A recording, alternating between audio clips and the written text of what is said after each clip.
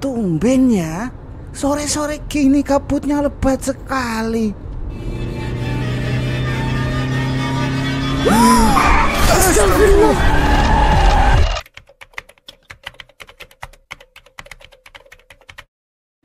Zainuddin adalah anak pertama Kiai Pondok Pesantren di Jawa Tengah.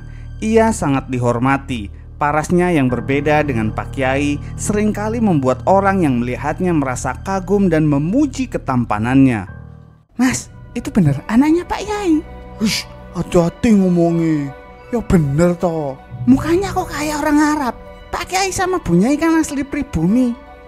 Heh, ngawur banget ngomongnya. Satrio, daripada menanyakan itu, saudara lebih baik tanya ke ibu ente, kenapa 5 tahun lalu bapak ente selingkuh terus cerai? Hah? Kok Pak Ustadz tahu? Saya kan santri baru. Para santri percaya Zainuddin memiliki ilmu laduni, sebuah karunia ilmu yang diberikan Allah secara langsung tanpa dipelajari lebih dahulu, karena berbagai prestasinya di bidang agama maupun akademik. Sejak kelahiran Zafran, sikap Zainuddin berubah. Ia takut ponpesnya akan diwariskan ke Zafran. Alhamdulillah nggih Pak. Setelah penantian lama, Allah baru mengabulkan permintaan kita. Nggih Bu, Bapak berharap sekali Zafran menjadi anak yang soleh, biar bermanfaat bagi orang banyak. Amin ya Allah. Semuanya udah berubah. Ana harus segera bertindak.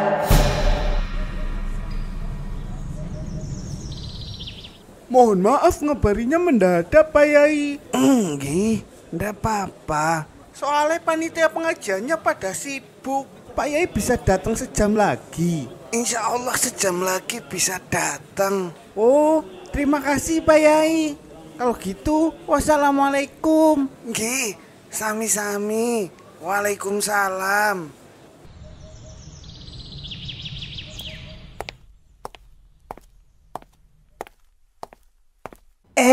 Nak Zainuddin, Bapak mau minta tolong. Kamu temenin Ibu sama Zafran ya. Ada undangan dakwah di kampung sebelah kan? Lah, nggak bisa Pak, nggak bisa. Loh, kok kamu tahu Nak? Ana juga ada undangan dakwah. Ente jangan ganggu urusan umat dong. Astagfirullah Nak, istighfar Nak. Semakin hari, sikap Zainuddin menjadi lebih buruk.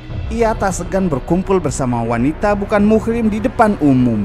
Ia juga mematok harga mahal untuk setiap undangan dakwah. Bahkan seringkali ia membatalkan dakwah secara sepihak karena ada bayaran lebih besar di tempat lain.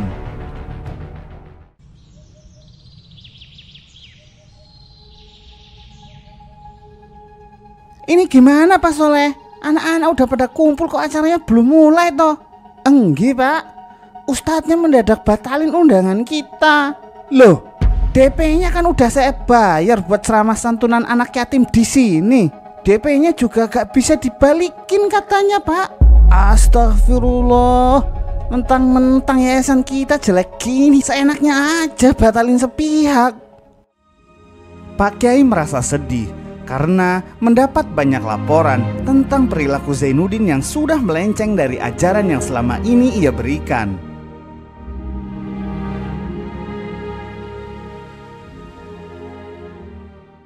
Akhir-akhir ini Bapak ndak pernah lihat kamu sholat Nak. Ana udah dewasa. Ini bukan urusan ente lagi Pak. Astagfirullah Nak, kamu udah kelewatan. Bapak dapat banyak laporan kalau kamu minta harga mahal buat dakwah. Bapak ndak ngajarin seperti itu Nak. Dakwah itu harus ikhlas tanpa mengharap imbalan sepeser pun. Itu sebabnya pesantren ini nggak berkembang. Dari anak kecil sampai sekarang masih sama, nggak ada pembangunan. Udah saatnya ente istirahat Pak, biar ana yang jalanin pesantren, ana yang urus semuanya. Astagfirullah Zainuddin, ini bukan kamu Nak. Kalau sampai ana nggak jadi pimpinan di pesantren ini, Ana akan buat perhitungan. Camkan itu, Pak. Astagfirullah. Cobaan apa lagi yang engkau berikan ya Allah? Sebulan kemudian, Zainuddin dipercaya memimpin pondok pesantren karena kedua orang tua dan adiknya akan menunaikan ibadah umroh. Nak, ibu titip anak-anak ya. Kamu pasti bisa memimpin pesantren ini selama kami pergi. Akhirnya mereka pergi.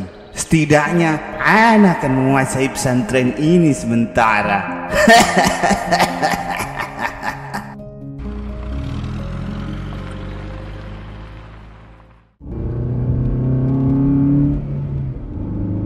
Pelan-pelan Pak, nanti Zafran bangun. Nggih, Bu.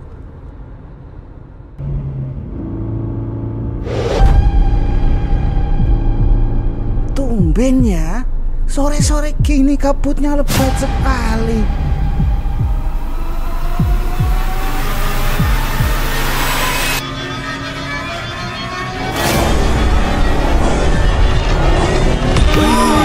Astagfirullah.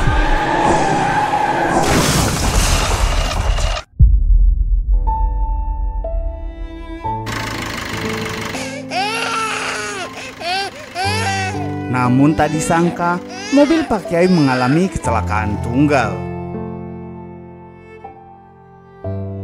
Zainuddin yang mendapat kabar keluarganya koma segera datang ke rumah sakit. Menurut dokter, butuh beberapa minggu untuk pemulihan masa koma keluarganya.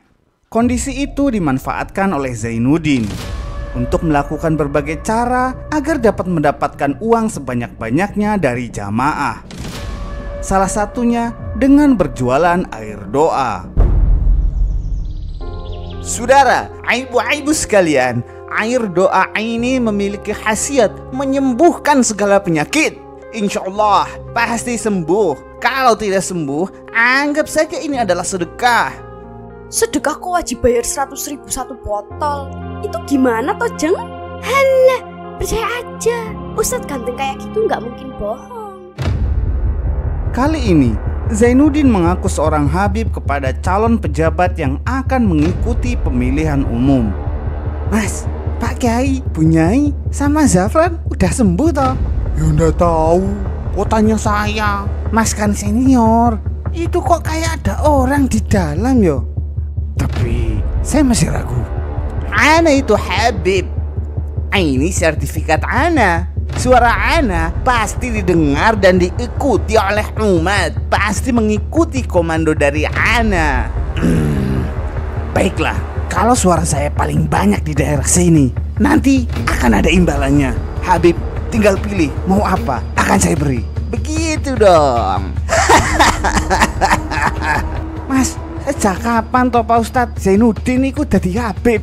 Ya udah tahu, kok tanya saya? Hah, gitu terus jawabnya. Kayak mantan presiden aja kamu ini. Wis toh, mending kita cari Pak Yai aja. Dalam alam bawah sadarnya, Pak Kiai mendapat petunjuk siapa dalam kecelakaannya. Astagfirullah. Ana menyembah kepada antum iblis. Bunuh semua keluarga Ana agar Ana jadi pimpinan pondok pesantren. Jujur Adam yang mengaku habib, kau akan menjadi budakku. Astagfirullah. Na'udzubillah. Summa na'udzubillah. Tidak mungkin. Ana cuma mimpi. Ini pasti mimpi. Bapak tidak menyangka kamu sekecil itu, nak. Bapak ikhlas jika harus meninggal, asal kamu tidak menyembah iblis. Merasa Pak Kiai sudah mengetahui perbuatannya, Zainuddin gelap mata ingin meracuni satu keluarganya yang sedang koma. Racun ini pasti akan cepat membunuh mereka. Gawat, kemana mereka? Ana harus cepat menemukannya. Merasa Pak Kiai sedang merencanakan sesuatu, Zainuddin tidak tinggal diam.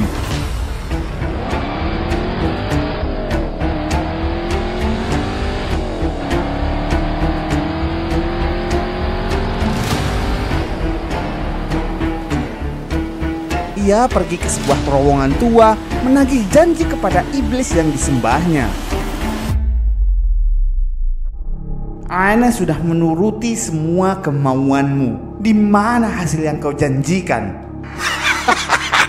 Tidak semudah itu, Zainuddin. Kau harus membunuh dengan tanganmu sendiri. Minum darah itu agar kekuatanku menyatu dengan tubuhmu. Apa ini? Darah? Pergilah, mereka ada di rumah nenekmu. Dari perjanjian itu, tubuh Zainuddin menyatu dengan kekuatan iblis. Arwah Zainuddin akan menjadi budak hingga hari kiamat tiba. Mas, Ustadz Jai mas. Jai Nyudin mas. Ternyata kalian berdua yang membantu. Bukannya Pak Ustadz, kita harus gimana mas? Yo, ndak tahu. Kok tanya saya? Jalah, tangkepmu. Lari mas, lari. Bismillahirrahmanirrahim. Hatimu masih kotor, tidak akan mempan. Rasakan ini.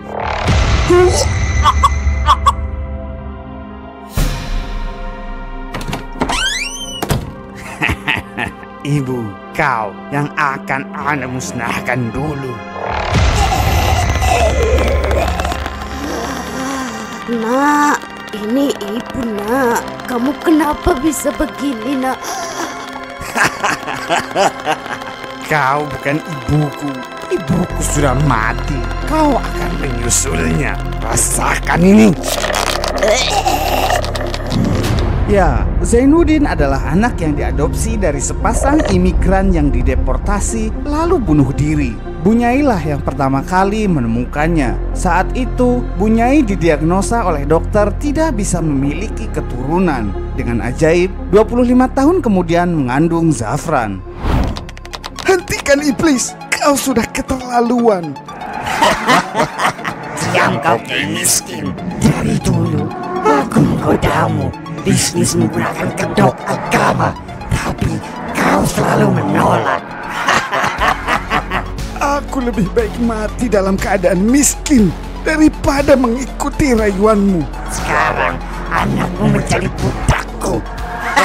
Allahu la ilaha illa huwa wa ta'khudhuhu sinatun wa la nawm. Ana Zainuddin, Pak. Jangan habisi anak, Pak.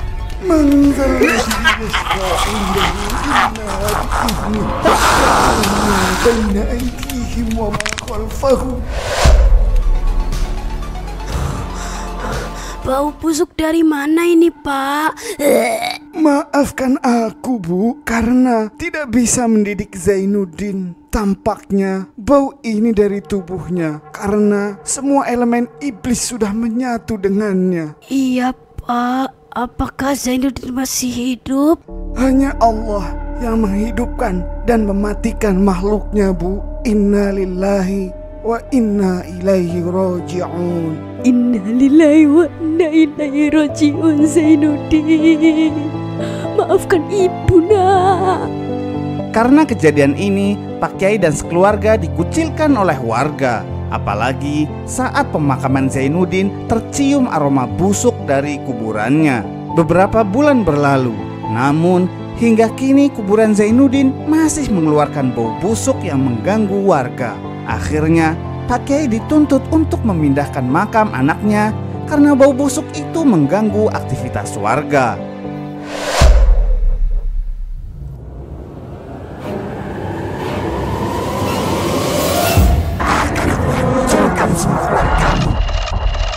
Terima kasih sudah menonton. Buat kamu yang ingin belajar cara membuat konten animasi tanpa jago gambar, gabung di kelas Jadi Kreator Animasi. Di kelas ini, kamu akan belajar secara lengkap dari prinsip dasar animasi hingga konten animasi pertamamu dengan menggunakan software Moho Pro. Garansi 100% buat kamu, pasti bisa membuat konten animasi vertikal. Link pembeliannya ada di deskripsi dan bio profile. Jangan lupa subscribe biar kamu gak ketinggalan video terbarunya.